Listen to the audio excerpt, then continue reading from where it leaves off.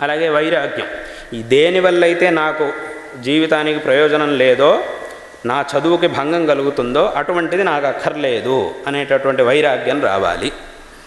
అలాగే ఈ ఇంద్రియ నిగ్రహం అనేది ఉండాలి. చదువుకోవాలంటే చక్కగా చదువుకొని ఏదో పుస్తకం పట్టుకున్నాడు కానీ మనస్సు మాత్రం వేరే చోట ఉంది అని అంటే అప్పుడు పుస్తకంలో ఉన్న విషయాలు తలకెక్కవు. ఊరికే చదువుతున్నాడు, చేతిలో పుస్తకం పెట్టుకున్నాడు కానీ మనసులో మాత్రం ఇంకేదేదో ఆలోచిస్తున్నాడు.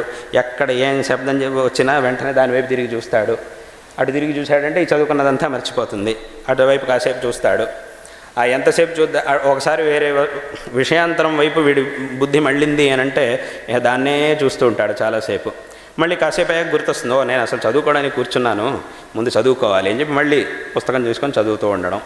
ఇలా చేస్తూ ఉంటే అప్పుడు ఆ చదువు అనేది సరిగ్గా సాగదు. కాబట్టి ఈ ఇంద్రియ నిగ్రహం, మనోనిగ్రహం ఇవన్నీ కూడా ఆ చదువుకి సంబంధించినంత వరకు తప్పకుండా కావాల్సిందే.